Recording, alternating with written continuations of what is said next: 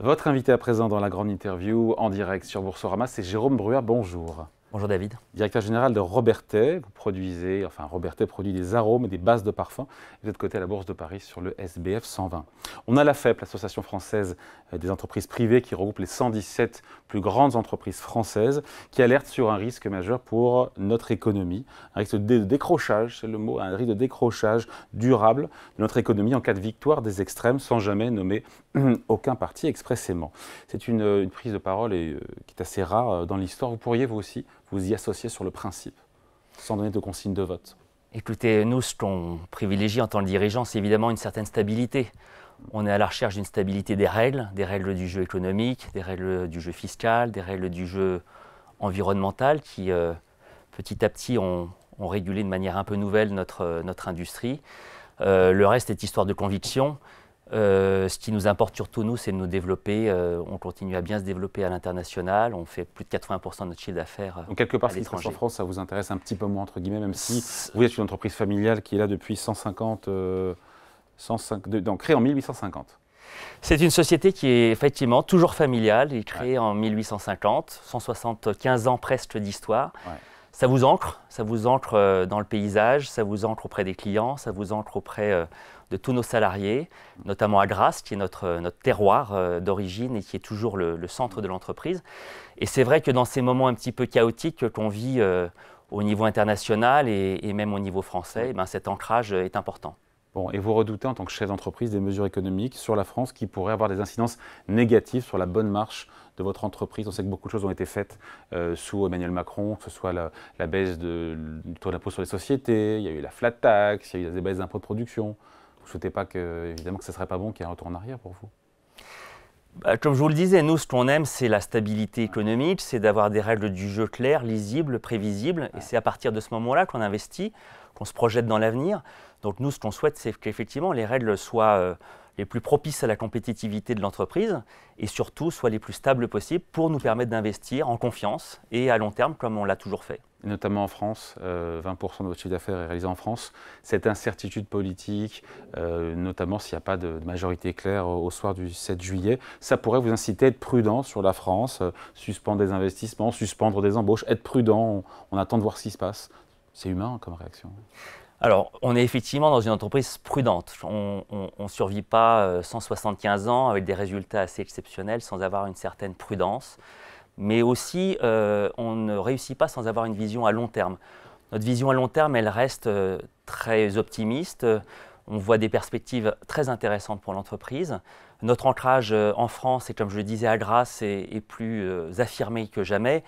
Et les petites secousses court terme ne seront pas de nature à nous détourner de notre ancrage. Cet ancrage, il est à Grasse, il est en France. Savoir surfer sur le savoir-faire français qui fait notre réputation dans le monde. On sert beaucoup de marques de luxe. On a la chance d'avoir une gastronomie connue dans le monde qui sert nos arômes made in France. Justement, il faut qu'on en parle. Donc, 7e producteur mondial d'arômes et de fragrances, numéro 1 mondial des ingrédients naturels. Expliquez-nous ce que vous faites concrètement, avec des exemples très précis du quotidien. Alors concrètement, on source plus de 1700 produits naturels depuis 60 pays dans le monde. C'est quoi ces produits naturels? C'est de la rose, c'est du jasmin, c'est du santal, c'est de l'encens, c'est aussi des agrumes, du citron. Vous sourcez, c'est quoi que vous sourcez? Eh bien, on va sur le terrain, dans ces 60 pays, trouver des ingrédients de très grande qualité, les acheter aux agriculteurs qui les produisent, et puis nous allons les transformer en extraits. Et ces extraits vont être composés par nos parfumeurs et nos aromaticiens ou vendus en l'état à des sociétés qui les composent elles-mêmes et qui vont aller donc se loger dans des produits de parfumerie, des produits d'hygiène, des produits alimentaires, des boissons, etc., etc. Exemple de boissons, de produits alimentaires, il est midi 22. Ah bah des boissons, alors si vous voulez prendre un bon soda organique naturel, si vous voulez prendre un bon yaourt aux fruits ou à la vanille, si vous voulez à un moment donné vous parfumer avec des grandes marques de luxe que vous aimez, ou au contraire avec un très bon shampoing qui va accompagner votre routine d'hygiène matinale, eh bien vous allez trouver des parfums, des arômes qui, je pense, vous procurent des sensations positives. Qui viennent de chez vous.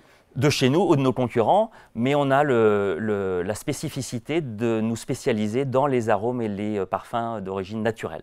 Les marques les plus connues qu'on utilise, qui contiennent en parfum ou autres, qui contiennent des produits entre guillemets, des arômes ou des produits naturels de chez vous, juste comme ça un exemple. Alors on est discret, oui. On ne cite jamais nos clients. Ah. Mais comme je vous le disais, si vous achetez des grandes marques de soda, des grandes marques de yaourt, des grandes marques de biscuits, ou si au contraire vous parlez de votre shampoing ou de votre eau de toilette, ou de votre gel douche ou votre savon, ou de votre détergent ou de votre lessive, il y a de fortes chances que vous trouviez des produits de Robertet. Ouais. Je ne suis pas un expert du sujet, Jérôme Bruyas, mais il y a les additifs de synthèse, et puis il y a les arômes, les ingrédients naturels. Quelle est la répartition sur le marché? Alors, le marché, il est évidemment très divers. On a des concurrents qui se sont spécialisés dans les matières de synthèse, comme vous le dites, dans des matières issues de la pétrochimie. Beaucoup de ces matières sont indispensables pour faire un certain nombre de produits, notamment de parfumerie. Néanmoins, nous, encore une fois, on s'est différencié un petit peu dans le marché en se spécialisant sur le naturel. Alors, ça ne veut pas dire qu'on ne fait que du naturel. Mais on est leader mondiaux du naturel, c'est-à-dire qu'on fait plus de la moitié de notre activité sur des produits naturels. On a une division spécialisée dans les matières premières naturelles qui fait plus de 25% de notre chiffre d'affaires. On a une division arômes qui va faire plus de 90% de ses produits 100% naturels. Et puis on a une division parfum où c'est un peu plus mix, où on a en général du naturel mélangé avec des matières synthétiques. Parce que là, on est dans le monde de la création pure.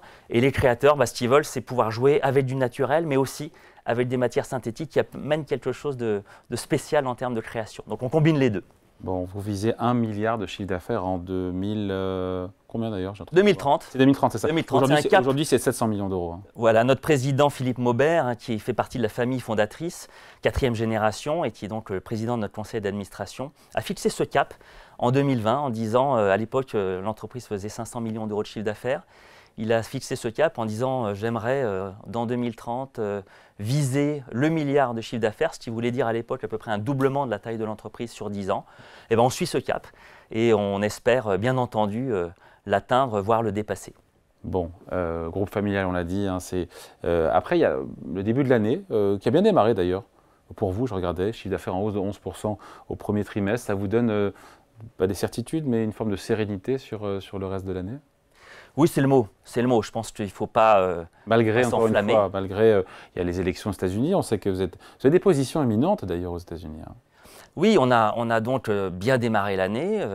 On a fait une belle année 2023 aussi. Je rappelle qu'on a fait croître notre chiffre d'affaires à 720 millions d'euros l'an dernier, en croissance de 5,5% à taux de change comparable. Cette croissance, elle a été fortement portée par l'Amérique du Nord. Cette année, on commence effectivement bien. On a effectivement annoncé un premier trimestre à plus 11%. Là encore, poussé par toutes nos divisions, mais aussi par beaucoup de régions, notamment l'Amérique du Nord, qui continue à être une région importante pour nous, l'Europe, qui reste positive, et puis des marchés vraiment de très haut potentiel pour nous, l'Asie, l'Amérique du Sud. Ouais. L'Inde, oui, l'Inde fait partie effectivement des grands marchés d'avenir pour nous. Hein. C'est un pays de plus d'1,5 milliard d'habitants, un pays qui petit à petit demande plus de naturel, consomme plus, avec une classe moyenne qui commence à grandir fortement.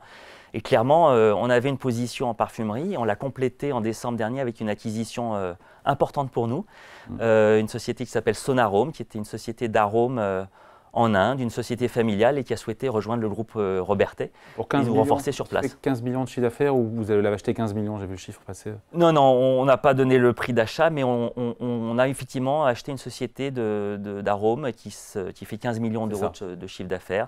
Société familiale qui fait principalement des arômes, qui les vend en très grande majorité en Inde, mais aussi dans le reste de l'Asie et un petit peu aussi en Afrique. Pour passer de 700 millions d'euros aujourd'hui chiffre d'affaires à 1 milliard en 2030, donc ça sera plus d'Amérique, plus d'Inde, plus de quoi d'ailleurs? Plus d'international, de manière générale. Je pense que la société est déjà très internationale. Encore plus la France. Probablement, puisqu'on fait 18% de notre chiffre d'affaires en France et donc par différence 82% à l'étranger. Ce 82%, il est appelé à se développer. Il va se développer aux États-Unis comme il l'a depuis longtemps fait, et on espère qu'on peut accélérer aux États-Unis, qui est aujourd'hui plus d'1 tiers du groupe. À côté de ça, on a des plutôt des pays de conquête pour nous, hein, l'Asie, l'Inde, vous en parliez, la Chine, l'Amérique du Sud. En fait, la raison historique pour laquelle ces marchés ont été un petit peu moins développés chez Robertet, c'est que c'était des marchés où la demande de naturel était un petit peu moins forte et où donc notre positionnement unique était peut-être un petit peu moins pertinent. Aujourd'hui, les choses changent. Cette classe moyenne qui achète des produits de consommation, parfois même des produits de luxe, s'intéresse de plus en plus au naturel et cela nous ouvre bien entendu de très grandes opportunités. Vous aurez les moyens de rester indépendant pour mener à bien, encore une fois, ce plan de développement ambitieux? Alors l'indépendance, ça fait partie des choses auxquelles... Ou est-ce que c'est un frein, à partir d'un moment, c'est un frein aussi, cette indépendance-là, si on veut accélérer plus vite? Non, l'indépendance est un atout. L'indépendance est un atout pour plusieurs raisons. L'indépendance est un atout d'abord parce qu'il crée la confiance. La confiance, c'est la base de notre métier. La confiance de nos clients, mais aussi la confiance de nos fournisseurs. Et quand vous êtes dans le naturel, cette confiance personnelle, familiale, construite de génération en génération, c'est un atout qui s'est construit sur des décennies sur lesquelles on construit aujourd'hui l'avenir de Robertet. Et puis la confiance de nos clients, là encore, l'indépendance, la possibilité de proposer des choses différentes, originales, avec des créateurs très libres, ça fait partie des choses qu'on cultive et qui nous donne une agilité qui, je pense, ne serait pas aussi élevée si on n'était pas indépendant. Avec une rentabilité aussi qui s'est améliorée depuis 10 ans, mais on peut encore faire mieux? On peut toujours faire mieux. Je n'ai pas les chiffres, pardon, sur votre rentabilité. Alors, notre rentabilité, c'est 18,4% d'EBITDA en 2023, ouais. 10,3% de résultats nets en 2023, là encore. Donc, on est sur des chiffres qui sont relativement élevés pour notre industrie. On progresse, hein, puisque le fait de travailler de plus en plus ensemble, le fait de mettre en place un certain nombre de règles du jeu ensemble fait qu'on gère mieux certaines choses. On gère nos achats de manière un petit peu plus mondiale, on gère notre capacité de production, on gère notre trésorerie, on gère nos stocks de manière un peu plus harmonisée au niveau mondial. Et donc, naturellement, la rentabilité va continuer à s'améliorer. Néanmoins, on est encore une fois dans une entreprise qui avance pas à pas, de manière toujours sereine et prudente. Donc pas de révolution de palais à attendre, pas d'accélération brutale à attendre. On construit sur la durée. On compte bien être là encore dans 175 ans. Et donc, on a une croissance, on va dire, raisonnée, mesurée, mais ambitieuse quand même. Pour l'actionnaire, pour celui ou celle qui est déjà actionnaire, 30% de hausse sur 5 ans, mais 20% de baisse sur 3 ans. Comment vous expliquez ce parcours boursier en dents de scie, j'ai envie de dire? Alors, sur le long terme, nous, notre obsession d'abord, c'est de délivrer aux actionnaires de la performance économique avant tout, de la performance économique qui s'est traduite, encore une fois, par une entreprise qui est passée en 5 ans de 500 millions d'euros de chiffre d'affaires à 720 en 2023, et donc une année 2024 qui laisse augurer de bonnes perspectives.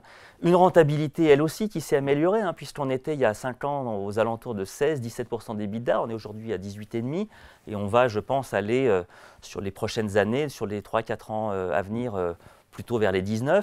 Donc, on a cette obsession de servir nos actionnaires avec une performance mais le marché vous le rend pas très bien, puisqu'encore une fois, ça dépend comment on se positionne. 30% sur 5 ans, de hausse 20% sur 3 ans. Alors, si vous regardez la performance sur un petit peu plus que 5 ans, la performance de l'action Robertet a été très, très positive. Hein, c'est une action qui est passée il y a une dizaine d'années d'une valeur de 100 € à aujourd'hui plus de 800. Vous prenez cette période qui a été un petit peu marquée à un moment donné par une petite bulle spéculative autour de l'année 2019-2020 avec l'entrée dans l'actionnariat de nos concurrents qui a créé une bulle spéculative qui s'est petit à petit dégonflée. C'est ça donc. Et aujourd'hui, on est sur des fondamentaux beaucoup plus donc vous êtes bien valorisé? J'ai regardé PER de 20, je pense sur les résultats de 2024. On a de la marge. Je pense que les analystes qui nous suivent l'ont souligné. On a de la marge. On est sur un PER en dessous de nos concurrents. On est sur une valorisation généralement de notre rentabilité, de nos résultats, qui est un petit peu en dessous de ce que font nos gros concurrents. Donc on pense qu'on a aujourd'hui une action qui peut aller vers le haut. Qu'est-ce que vous dites, on finit là-dessus, aux investisseurs particuliers qui nous regardent et qui ne sont pas encore actionnaires, afin de devenir, pourquoi pas, actionnaires de Robertet? Je leur dis que Robertet, c'est d'abord une fabuleuse pépite française française, familiale, orientée sur le naturel et qui a depuis 175 ans créé une formidable histoire à la fois économique, familiale, mais aussi une histoire autour du naturel, qu'aujourd'hui la demande de naturel n'a jamais été aussi forte et que je pense qu'elle va s'amplifier. Le naturel, il est associé à des belles émotions, le naturel, il est associé à la santé, le naturel, il est demandé par des marques de grande qualité et donc ce mouvement va se poursuivre. Et donc à ces actionnaires, je leur dis d'abord Robertet, c'est une entreprise raisonnable, sereine, prudente. Et à la fois, c'est une entreprise qui surfe sur une vague de long terme qui se construit autour du naturel, autour d'un savoir-faire qui est très unique et dont Robertet est un des grands ambassadeurs en coulisses des grandes marques que vous connaissez et que vous consommez tous les jours. Bon, je signe où là? Il faut signer à quel endroit là? Bon, merci à vous. Jérôme Bruat, donc, directeur général de Robertet, invité de la grande interview en direct sur Boursorama. Merci à vous. Merci David.